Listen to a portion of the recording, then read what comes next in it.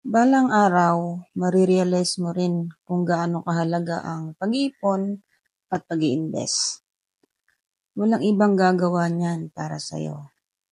Hindi ang pamilya mo, hindi ang kaibigan mo, at lalong hindi ang employer mo.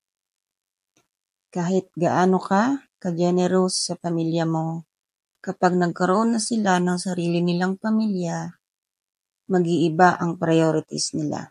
At alam mong hindi ikaw yon. Kahit gaano ka kasipag at ka-dedicated sa trabaho, darating ang araw na papalitan ka rin ng mas bata, mas magaling at mas makakapag-contribute sa kumpanya. Hindi ka habang buhay malakas. Take action for your dreams. What you are today is the result of your decision yesterday.